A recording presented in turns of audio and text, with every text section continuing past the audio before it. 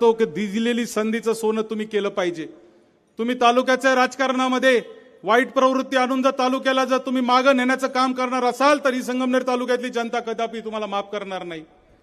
तुम्हाला मिळालेल्या संधीचं सोनं करा, तुम्ही तालुक्यात राहिलेले कामं पुढे घेऊन जा, त्याच्याबद्दल कोणाच्या मनामध्ये दुमत असण्याचं कारण नाही। आणि जर तुम्ही सत्ताधारी आमदार असाल तर मला तुम्हाला या व्यासपीठावरून आज सांगायचंय की मी सुद्धा काही विरोधी आमदार नाहीये।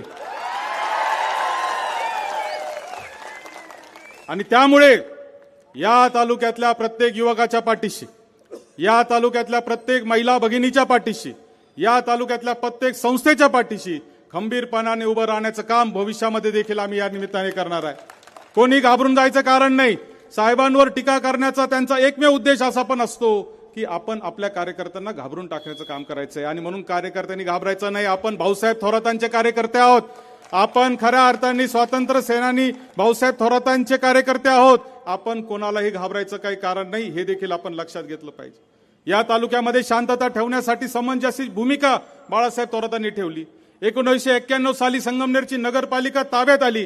ती नगरपालिका ताब्यात येण्याच्या आधी दर 6 महिन्याला वर्षाला इथे दंगली होत होत्या। आज जे या ठिकाणी 100-200 नव हिंदू गोळा झालेले आहेत ना, त्याच्या एकाच्याही अंगावर दंगलीची केस नाहीये। ज्यांच्या अंगावर दंगलीच्या केस आहेत ते आज घरामध्ये आहेत, नाहीतर आमच्या बरोबर आहेत।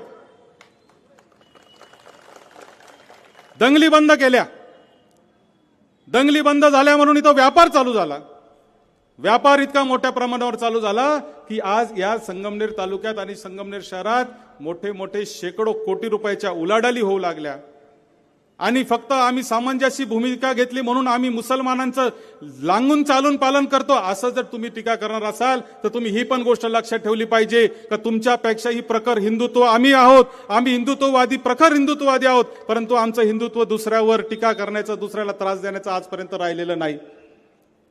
आम्ही कुठल्याही पद्धतीने कोणत्याही समाजाला कधी त्याचे लाड करण्याचं काम केलं नाही। ज्याची चूक असेल त्याला चूक म्हणण्याचं आणि ज्याचं बरोबर असेल त्याच्या पाठीशी उभं राहण्याचं काम बाळासाहेब थोरातांनी आजपर्यंत खऱ्या अर्थाने केलेलं आहे।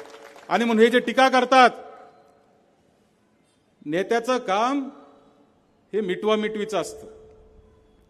जो कुटुंब प्रमुख असतो, जेव्हा 2 गटात भांडणं होतात, 2 समाजात भांडणं होतात, 2 धर्मात भांडणं होतात, तेव्हा जो नेता असतो त्याला सामंजस्य भूमिका घ्यावी लागते आणि त्याला मिटवावं लागतं, त्याला पेटवता येत नाही।